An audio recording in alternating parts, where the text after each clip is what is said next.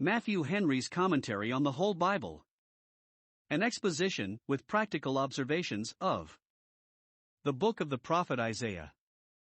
Chapter 47. Infinite wisdom could have ordered things, so that Israel might have been released, and yet Babylon unhurt.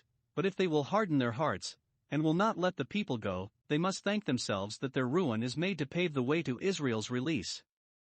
That ruin is here, in this chapter, largely foretold, not to gratify a spirit of revenge in the people of God, who had been used barbarously by them, but to encourage their faith and hope concerning their own deliverance, and to be a type of the downfall of that great enemy of the New Testament church which, in the Revelation, goes under the name of Babylon. In this chapter we have 1. The greatness of the ruin threatened, that Babylon should be brought down to the dust, and made completely miserable, should fall from the height of prosperity into the depth of adversity, verses 1 to 5. 2. The sins that provoked God to bring this ruin upon them. 1. Their cruelty to the people of God, verse 6. 2. Their pride and carnal security, verses 7 to 9. 3. Their confidence in themselves, and contempt of God, verse 10. 4. Their use of magic arts and their dependence upon enchantments and sorceries, which should be so far from standing them in any stead that they should but hasten their ruin, verses 11 to 15. Isaiah 47 verses 1 to 6. In these verses God by the prophet sends a messenger even to Babylon, like that of Jonah to Nineveh. The time is at hand when Babylon shall be destroyed.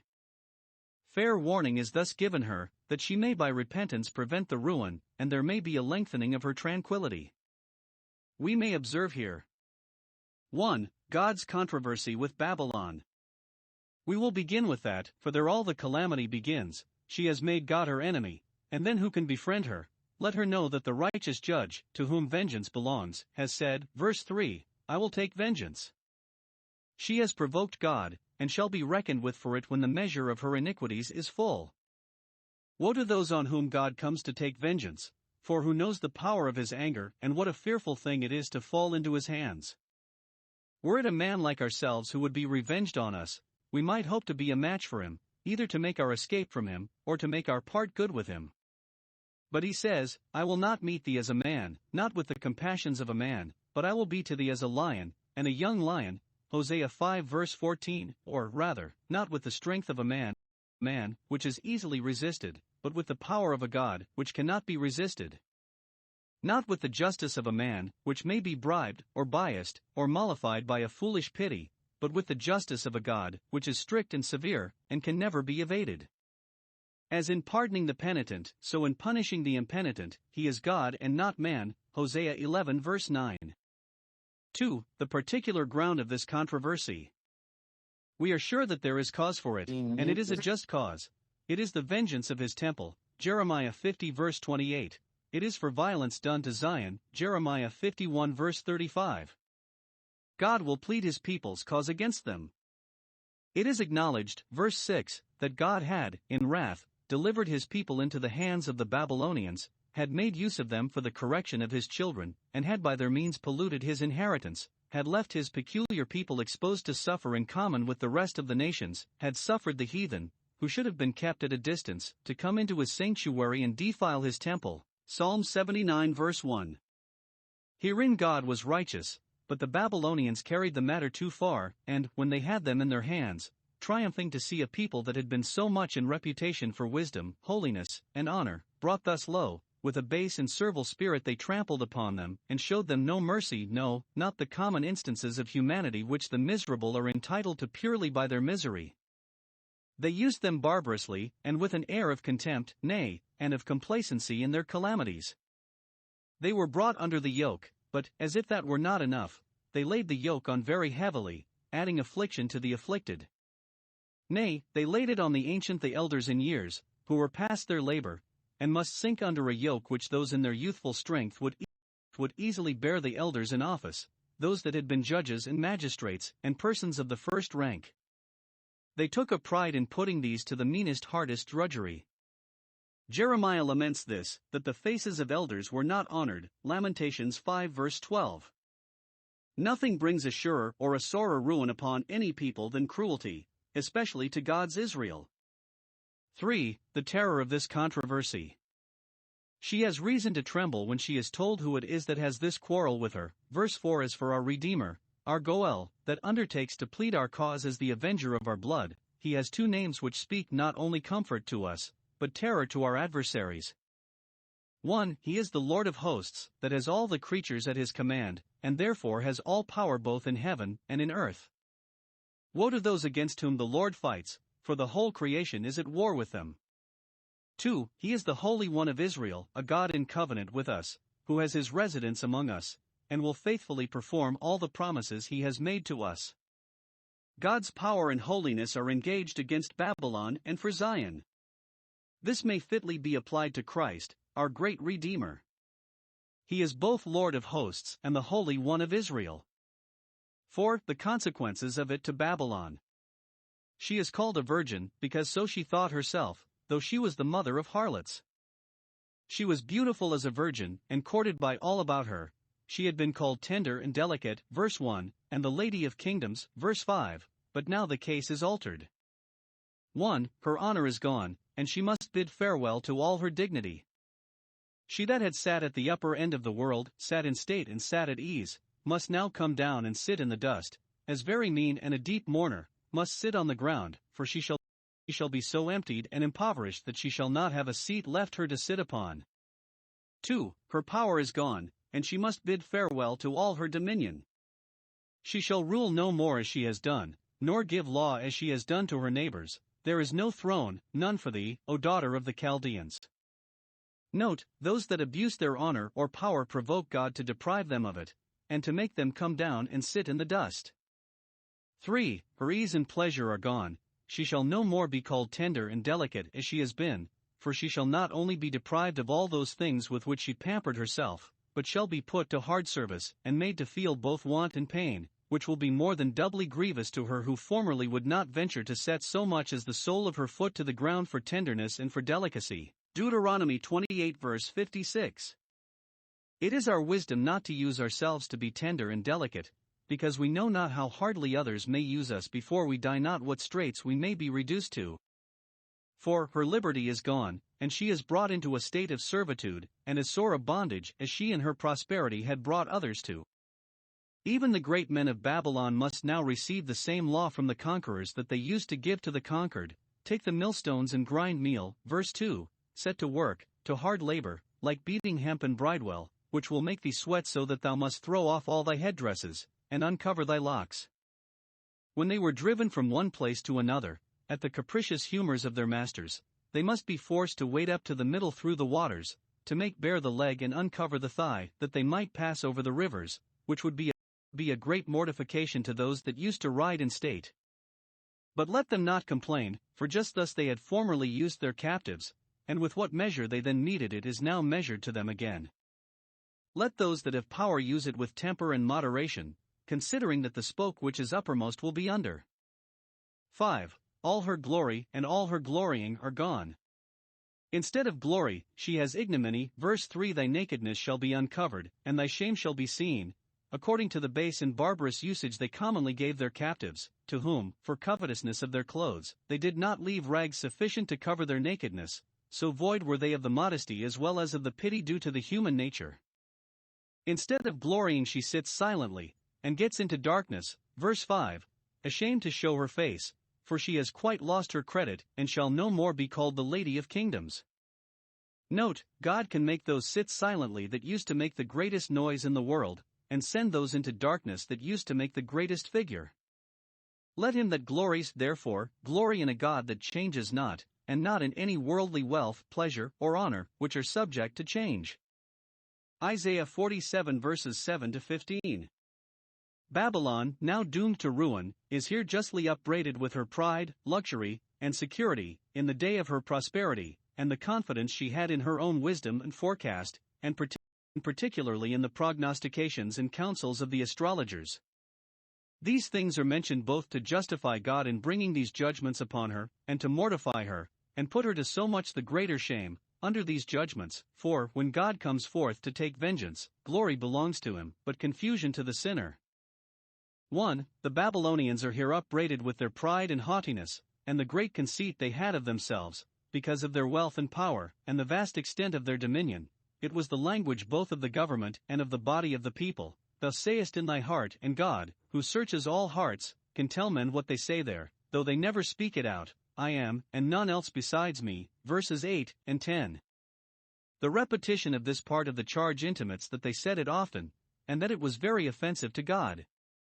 It is the very word that God has often said concerning himself, I am, and none else besides me, denoting his self-existence, his infinite and incomparable perfections, and his sole supremacy.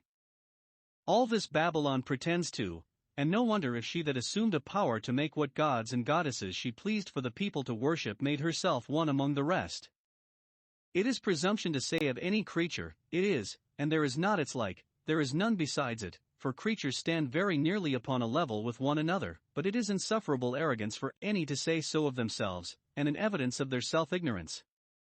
2. They are upbraided with their luxury and love of ease. Verse 8. Thou that art given to pleasures, art a slave to them, art in them as in thy element, and, that thou mayest enjoy them without disturbance or interruption, dwellest carelessly and layest nothing to heart. Great wealth and plenty are great temptations to sensuality, and, where there is fullness of bread, there is commonly abundance of idleness. But if those that are given to pleasures, and dwell carelessly, would but hear this, that for all these things God will bring them into judgment, it would be a damp to their mirth, and allay to their pleasure, and would find them something to be in care about. 3. They are upbraided with their carnal security, and their vain confidence of the perpetuity of their pomps and pleasures. This is much insisted on here. Observe. 1. The cause of their security. They thought themselves safe and out of danger, not because they were ignorant of the uncertainty of all earthly enjoyments and the inevitable fate that attends states and kingdoms as well as particular persons, but because they did not lay this to heart, did not apply it to themselves, nor give it a due consideration. They lulled themselves asleep in ease and pleasure, and dreamt of nothing else, but that tomorrow should be as this day, and much more abundant. They did not remember the latter end of it, the latter end of their prosperity, that it is a fading flower, and will wither, the latter end of their iniquity, that it will be bitterness, that the day will come when their injustice and oppression must be reckoned for and punished. She did not remember her latter end, so some read it, she forgot that her day would come to fall and what would be in the end hereof. It was the ruin of Jerusalem, Lamentations 1 verse 9, that she remembered not her last end, therefore she came down wonderfully, and it was Babylon's ruin too. The children of men are easy and think themselves safe, in their sinful ways, only because they never think of death and judgment and their future state. 2. The ground of their security. They trusted in their wickedness and in their wisdom. Verse 10. 1. Their power and wealth, which they had gotten by fraud and oppression, were their confidence. Thou hast trusted in thy wickedness as Dog. Psalm 52 verse 7. Many have so debauched their own consciences, and have got to such a pitch of daring wickedness, that they stick at nothing, and this they trust to carry them through those difficulties which embarrass men who make conscience of what they say and do.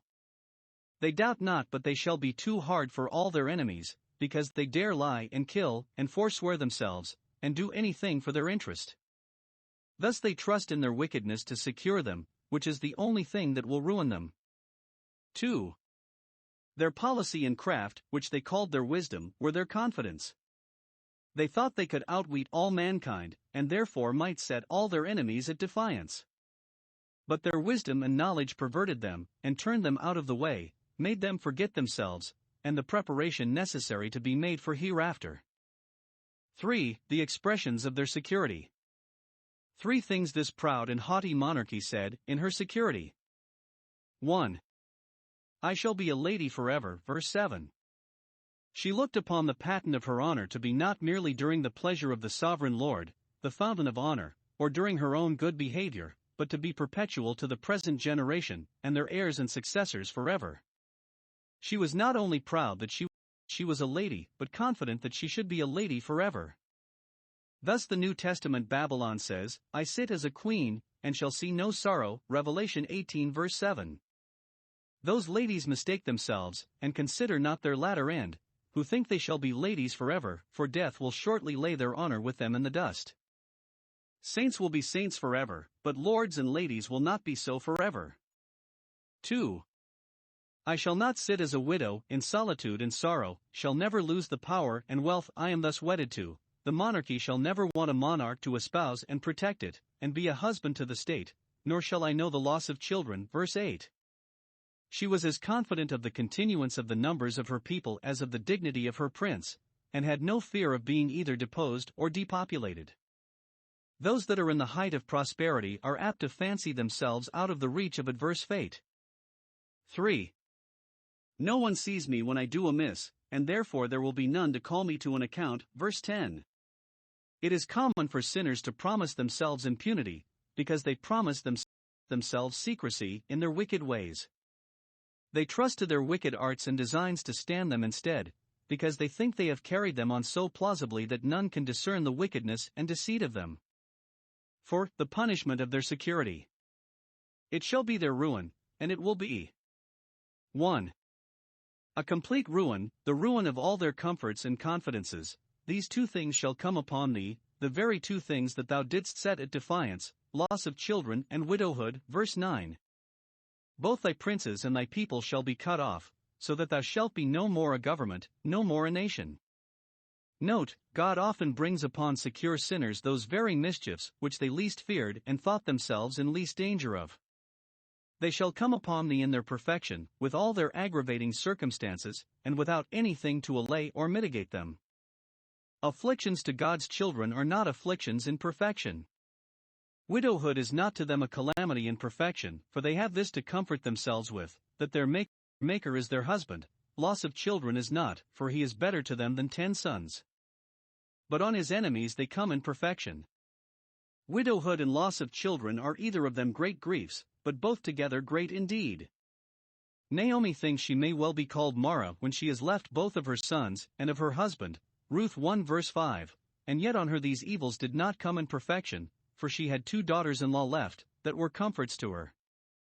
But on Babylon they come in perfection, she has no comfort remaining. 2. It will be a sudden and surprising ruin. The evil shall come in one day, nay, in a moment, which will make it much the more terrible, especially to those that were so very secure. Evil shall come upon thee, verse 11, and thou shalt have neither time nor way to provide against it, or to prepare for it, for thou shalt not know whence it rises, and therefore shalt not know where to stand upon thy guard. Thou shalt not know the morning thereof, so the Hebrew phrase is. We know just when and where the day will break and the sun rise, but we know not what the day, when it comes, will bring forth, nor when or where trouble will arise. Perhaps the storm may come from that point of the compass which we little thought of. Babylon pretended to great wisdom and knowledge, verse 10, but with all her knowledge she cannot foresee, nor with all her wisdom prevent, the ruin threatened. Desolation shall come upon thee suddenly, as a thief in the night, which thou shalt not know, that is, which thou little thoughtest of. Fair warning was indeed given them, by Isaiah and other prophets of the Lord, of this desolation, but they slighted that notice, and would give no credit to it, and therefore justly is it so ordered that they should have no other notice of it, but that partly through their own security, and partly through the swiftness and subtlety of the enemy, when it came it should be a perfect surprise to them. Those that slight the warnings of the written word, let them not expect any other premonitions. 3. It will be an irresistible ruin, and such as they will have no fence against. Mischief shall come upon thee so suddenly that thou shalt have no time to turn thee in, so strongly that thou shalt not be able to make head against it, and to put it off and save thyself. There is no opposing the judgments of God when they come with commission. Babylon herself, with all her wealth and power and multitude, is not able to put off the mischief that comes. For they are upbraided with their divinations, their magical and astrological arts and sciences, which the Chaldeans, above any other nation, were notorious for, and from them other nations borrowed all their learning of that kind. 1. This is here spoken of as one of their provoking sins, which would bring the judgments of God upon them. Verse 9. These evils shall come upon thee to punish thee for the multitude of thy sorceries, and the great abundance of thy enchantments. Witchcraft is a sin in its own nature exceedingly heinous. It is giving that honor to the devil which is due to God only, making God's enemy our guide and the father of lies our oracle. In Babylon it was a national sin, and had the protection and countenance of the government. Conjurers, for aught that appears, were their privy councillors and prime ministers of state. And shall not God visit for these things? Observe what a multitude, what a great abundance, of sorceries and enchantments there were among them. Such a bewitching sin this was that when it was once admitted it spread like wildfire, and they never knew any end of it. The deceived and the deceivers both increased strangely. 2. It is here spoken of as one of their vain confidences, which they relied much upon, but should be deceived in, for it would not serve so much as to give them notice of the judgments coming, much less to guard against them. 1. They are here upbraided with the mighty pains they had taken about their sorceries and enchantments. Thou hast labored in them from thy youth. Verse 12. They trained up their young men in these studies, and those that applied themselves to them were indefatigable in their labors about them, reading books, making observations, trying experiments. Well, let them stand up now with their enchantments, and try their skill in the critical moment. Let them make a stand, if they can, in opposition to the invading enemy. Let them stand to offer their service to their country, but to what purpose? Thou art wearied in the multitude of thy counsels of this kind. Verse 13. Thou hast advised with them all, but hast received no satisfaction from them. The different schemes they have erected, and the different judgments they have given, have but increased thy perplexity and tired thee out. In the multitude of such counselors there is no safety. 2. They are upbraided with the variety they had of such kinds of people among them. Verse 13.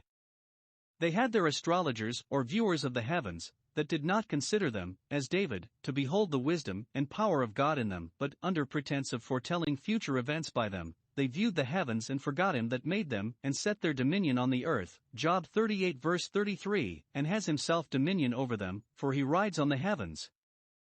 They had their stargazers, who by the motions of the stars, their conjunctions and oppositions, read the doom of states and kingdoms. They had their monthly prognosticators, their almanac makers, that told what weather it should be or what news they should have each month. The great stock they had of these was what they valued themselves much upon, but they were all cheats, and their art was a sham. I confess I see not how the judicial astrology which some now pretend to, by the rules of which they undertake to prophesy concerning things to come, can be distinguished from that of the Chaldeans, nor therefore how it can escape the censure and contempt which this text lays that under. Yet I fear there are some who study their almanacs, and regard them, and their prognostications, more than their Bibles and the prophecies there. 3. They are upbraided with the utter inability and insufficiency of all these pretenders to do them any kindness in the day of their distress. Let them see whether with the help of their enchantments they can prevail against their enemies, or profit themselves, inspirit their own forces or dispirit those that come against them. Verse 12. Let them see what service those can do them who make a trade of divination. Let them stand up, and either by their power save thee from these evils that are coming upon thee, or by their foresight make such a discovery of them beforehand that thou mayest by needful precautions save thyself, as Elisha, by notifying to the king of Israel the motions of the Syrian army, enabled him to save himself, not once nor twice. 2 Kings 6 verse 10. This baffling of the diviners was literally fulfilled when, the night that Babylon was taken and Belshazzar slain, all his astrologers, soothsayers, and wise men were quite nonplussed with the handwriting on the wall that pronounced the fatal sentence. Daniel 5 verse 8. 4. They are upbraided with the fall of the wise men themselves in the common ruin. Verse 14. Those are unlikely to stand their friends in any stead who cannot secure themselves. They are as stubble at the best, worthless and useless, and they shall be as stubble before a consuming fire. The Persians, to make room for their own wise men, will cut off those of Babylon, that fire shall burn them, and they shall not deliver themselves from the power of the flame. Those can expect no other than to be devoured by their sins, make themselves fuel to a devouring fire. When God kindles a fire among them, it shall not be a coal to warm it, and a fire to sit before, but a coal to burn them. Or rather, it denotes that they shall be utterly consumed by the judgments of God, burnt quite to ashes, and there shall not remain one live coal to do any body any service, for when God judges he will overcome. 5. They are upbraided with their merchants, and those they dealt with. Verse 15, such as they dealt with from their youth either. 1. In a way of consultation. These astrologers that dealt in the black art, they always loved to be dealing with, and they were in effect their merchants. Fortune-telling was one of the best trades in Babylon, and those that followed that trade probably lived as splendidly and got as much money as the richest merchants. Yet, when some of them were devoured, others fled their country, every one to his quarter, and there was none to save Babylon. Miserable comforters are they all. Or 2. In a way of commerce. As their astrologers, with whom they had labored, failed them, so did their merchants. They took care to secure their own effects, and then valued not what became of Babylon. They wandered every one to his own quarter, each man shifted for his own safety, but none would offer to lend a helping hand, no, not to a city by which they had got so much money. Every one was for himself, but few for his friends. The New Testament Babylon is lamented by the merchants that were made rich by her, but they very prudently stand afar off to lament her, Revelation 18 verse 15, not willing to attempt anything for her succor. Happy are those who by faith and prayer deal with one that will be a very present help in time of trouble.